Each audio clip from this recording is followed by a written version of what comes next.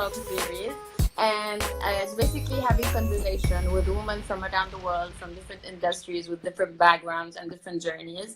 And the main aim of it is to literally inspire everyone through women and to put more women out there.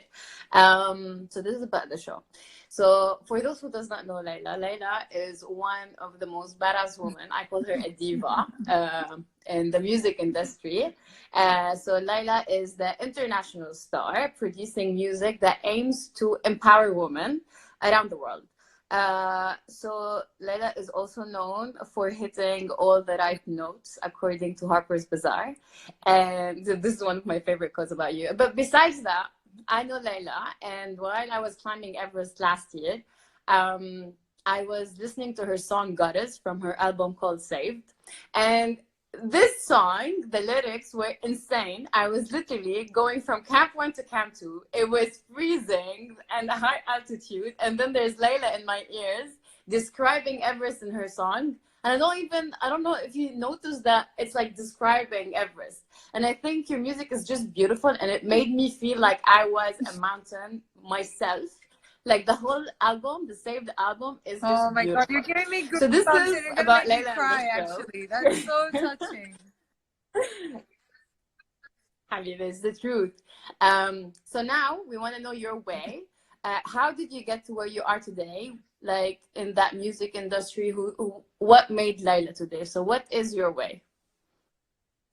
So first of all, I want to say thank you so much. I think it's really important to have women like you inspire the youth of the women of the Middle East, so that they can believe in their dreams and do things that are against the conventions and really go up against society to become the best versions of themselves.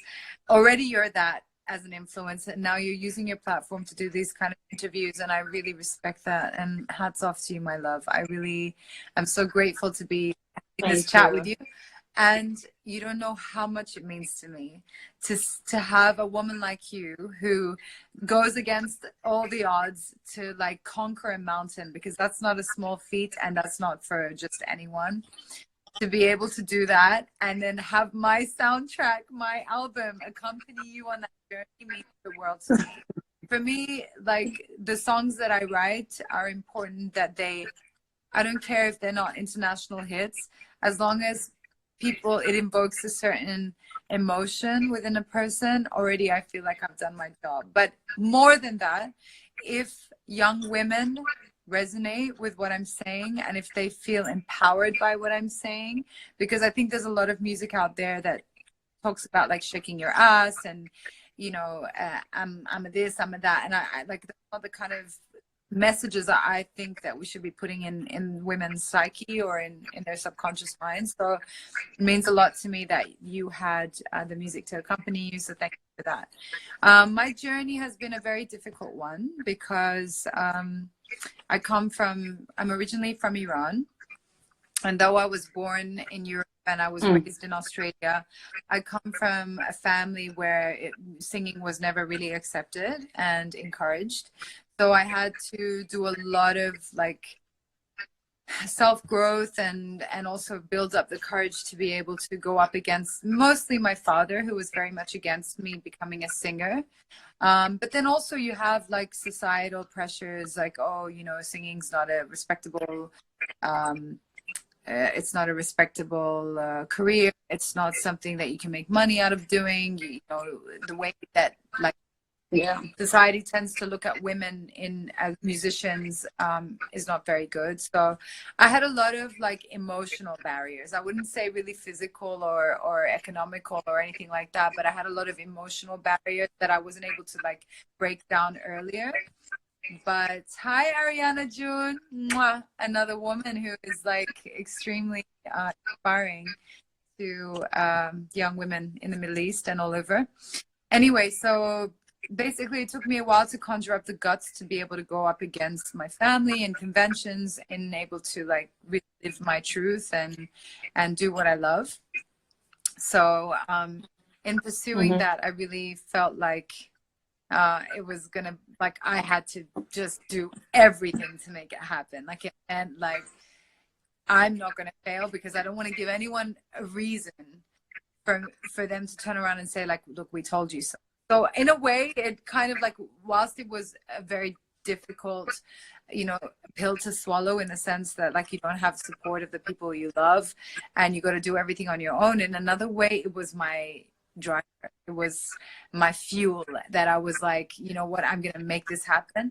And look, in the music industry, much like any other industry, there are different levels. You know, you can aim, somebody might want to be as famous as Beyonce, and somebody might be okay with just like performing live on a regular basis, and you know, having a handsome earning, and being able to like take care of life. In my case, I started singing professionally 3 years ago, when I released my first single.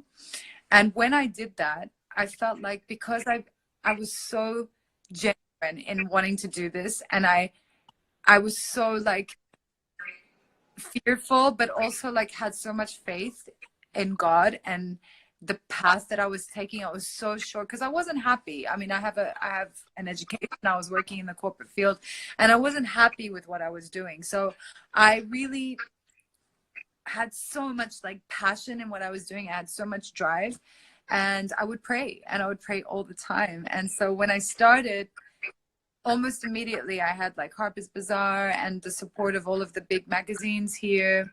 Within 6 months, you know, after I released my first single and I did a video clip, I won Emirates Woman Artist of the Year.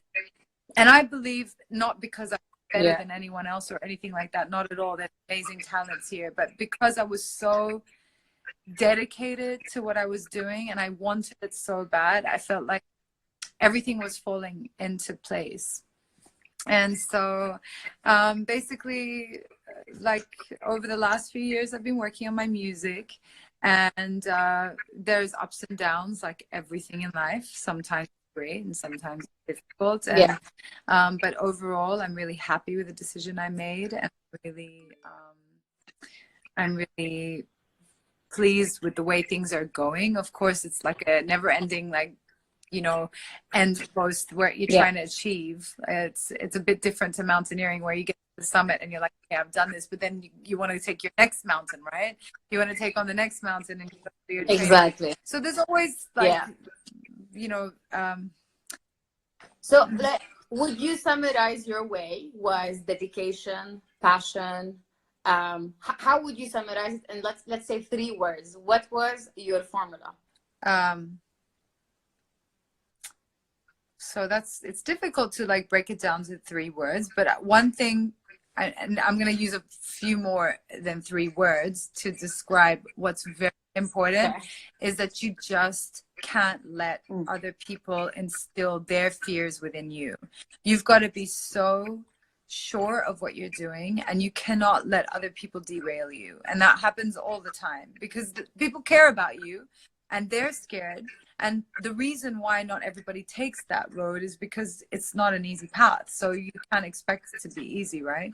So the first thing is that you go with conviction, go without fear, and don't let anyone derail you. The second thing is that, like, whilst it's important to have talent, the most important thing is that you work hard. Nothing's going to get handed on a platter to you. It doesn't matter who you are. You've got to get up every day and you've got to work for what you want, and you've got to work hard for it, and that's the way it goes. And then finally, I think you've got to love what you do. You know, I think passion is very important. So a combination of hard work and passion, because you could be working hard, but if you don't love what you're doing, then you're never going to get to that feeling of joy. And then eventually at some point you'll stop it. Exactly. That's why it doesn't leave an impact as well. If you don't love it, like your music is literally leaving impact. It wouldn't have left impact if you didn't love it, I think. To be honest, like, it's not for everyone. One more thing. And that's the thing about music. It's like art, you know, it's very much like up to the individual to feel what they're feeling. And it's fine. You don't have, not everybody has to like you. You know what I'm saying? Exactly. Okay. And as a woman, what obstacles do you face usually in the music industry? I think as a woman in general, you face these kind of problems, but I think people tend to, I have to be careful how I say this, but like in the Middle East, especially, I feel like people don't respect women in the music industry. For them, they think like, oh, you're a fun time woman or whatever it is. And I'm like, yo, you can't come near me, because I'm like, I will bite your hand off if you touch me or come close to me. Like I'm very strong in my morals, so like that definitely I can't get swayed. But the lack of respect that you get sometimes is, you know, sad to see. So that's probably a difficult thing to deal with. And then like every other industry, being a woman, where you don't get the same opportunities maybe as men sometimes. But yeah. Is it also in the music industry?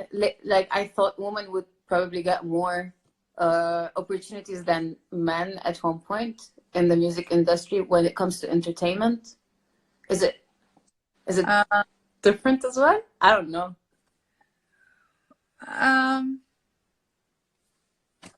I couldn't really think of a second thing, to be honest. Like I don't see it as any. Okay. And so I said that, and yes, I've had faced that in certain situations where like they don't want a female to be singing, right? Because here in the Middle East, it's considered evocative or provocative if a woman is singing. So there have been times where I didn't get the opportunity because they preferred to choose a man over me. But like generally speaking, I don't think that there's that. Besides the over, you know, objectifying or sexualization, which happens in every industry, I don't really feel like there's anything else, like, because there is no other shortcomings that we might face as women, you know? Yeah. Okay. And for the last question, I usually ask, what does woman empowerment means to you? But I kind of like understand, like you are that image of woman empowerment. So I'd rather hit on another question, which is gender equality and gender equity, because I remember we spoke about this, and I'd like everyone to know the difference. And the way you put it out there was so perfect. So can you explain the difference? You're referring to the thing we did with Swarovski? Yeah. Yeah. Okay, so for me, I have first of all, I want to say hi to Khaled. Hi. Mwah. So many amazing people have joined us on this live chat. I'm so happy to see you guys. Okay, on a very important subject, because I feel like as a feminist, I am a feminist, but I feel it's always very important to celebrate the men as much as we celebrate the women, because the whole point of finding balance in what's right now and there is an equality or equity between man and woman, especially in this part of the world. The whole importance or the point of this is that we recognize each other's strengths. So it's not to say that men are better than women or women are better than men. No, God made us with our individual strengths and also weaknesses, where we can complement each other in society. And I always say that the dove of peace has two wings, and without that balance of man and woman, we can't achieve plight for a peaceful and better world. So like all power to the feminists, but in order to rise, we can't crush men. We have to make sure that they rise with us, so that we rise together. And also this education needs to be passed on to our children. So it's not about equality, because we aren't equal. We each have different strengths, but it's about equity, where we have a level playing.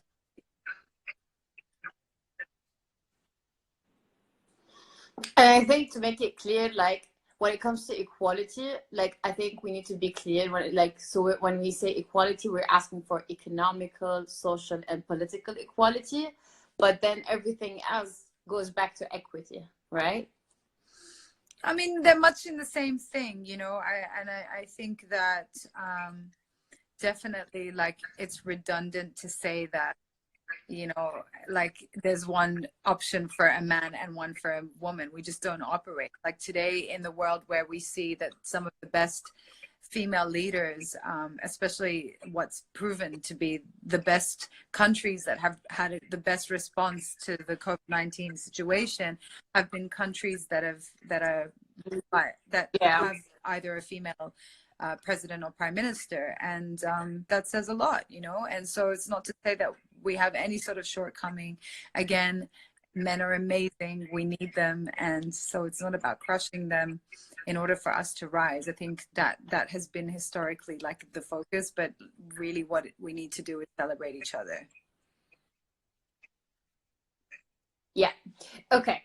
So on this note, I don't know if you mind, but I would love you like dropping in your lyrics, maybe Goddess or All of Me, like one of your albums. Do you mind like going for a verse? Maybe not singing, because like I just ate orange and I'm gonna choke on that. But I do want to sing. I do want to read. At this time of the day, I have no charge left on my phone, so I have to sit by my charger. As much as I try not to use the phone, I end up without any battery. So I have this I think yeah, we're all going through that. I have this poem that I open my album with. Nice. And it's called Goddess, and I want to read this to you guys. If you just give me a minute. It's not that I don't remember it, I remember it, but there are certain like things that I need to just pull up so I open. Like while you're pulling it up, I just want to let everyone know that they should definitely download the saved album of Spotify, Apple Music. Where else is it? I'm so bad with these. It's on. I have videos on YouTube. Yeah. So this is the intro into the album, and basically it just like sets the tone for everything that I talk about in the songs. And just to say that like some of the songs are about love and heartbreak, and it's not all about like the rise of the feminine divine, but I do definitely celebrate the strength of the female. And the opening intro to the album is Goddess, give me the courage to accept when one version of me is dying, so that a brighter, stronger phoenix can be born, to celebrate my endings with the same heart with which I open up to new beginnings. Goddess, give me the silence in my soul to mourn my old self down to ashes until there is nothing left of me but hope.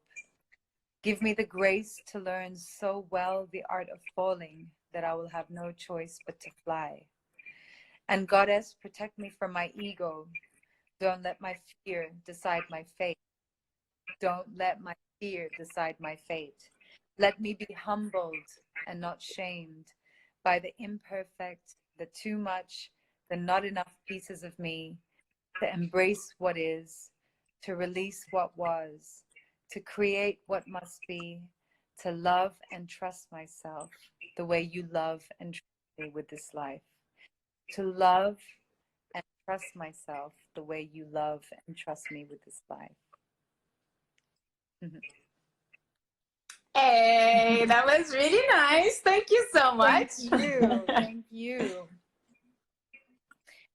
So it was lovely speaking to you. Thank you. But do you have a minute just to give me a catch up on what you're doing? What's your next? Of course. So right now I'm stuck at home, no climbing. How do you keep your training up while you're at home? I'm just doing home training, home workouts, just like everyone else, so we can't go out. I'm training my dog, I'm training myself, I'm learning how to cook, just stuff here and there, preparing, trying to do more woman empowerment stuff, creating my website, just putting together what I want to do next year when it comes to mountaineering. And what do you want to like do? That. I want to climb as much mountains as I can. Yeah. Guys, these are for some of my followers. I see that you might not know, but Tima's an amazing mountaineer. She's you've done Everest, right? Yeah. Which mountains have you already done? So I've done Everest, and I'm completing. So there's the 7 summits. So I'm trying to complete the highest mountain in every continent. I've done 6 out of the 7, Wow. and I have 19 high So what, mountains. you've got Kilimanjaro, you've got Kilimanjaro, you've got Everest. So Kilimanjaro, Elbrus, Aconcagua in Argentina, Denali in Alaska, Carson's Pyramid in the Oceania, and Everest in Nepal, and I still have Antarctica. Amazing. Oh my God, does your mom freak out when you tell her you're going to go on these expeditions? Although I met your mom, she's And so she cool. got She's used to so it. supportive, huh? Yeah. Yeah. Yeah, no, she's super cool with it. That's amazing. Well, let us know what you're up to. I can't wait to know what summit you take on next. And it's so inspiring to have women like you in the forefront of, you know, setting the I mean, tone. It's for a sure. dream of mine to do a summit one day, but I just like, I don't think I have the fitness level. Perfect. Then okay, I know where to take you now. We're bonding on the next By the mountain. way, I'll I keep you think I'm posted. happy to start with Kilimanjaro because I wouldn't mind going for a safari again. But so going to the safari like before and then going to do Kilimanjaro because I think it's like a pace that I can manage. But I even bought myself like an altitude mask so I can train. So that, yeah. You don't need an altitude mask. I took last August, just that August, I took 8 young girls. So they were between the age of 14 to 18. They climbed Kilimanjaro. I was leading the trip. And if those girls can do it, they climbed it for Emirati Women's Day. They all made it. So I'm sure you can do it if they can do it. That's amazing. You are, wow. Go girl. I love that. Okay, yalla, I'm coming with you on the next trip. Perfect. Sounds like a plan. All right, my beautiful. Thank you for the catch up. It's so good to see you. Okay, and thank you for taking the time to connect with me. Mwah. Now, thank you for being on it. It's a lot of support. It means a lot. Lots of love, my darling. Take care of yourself.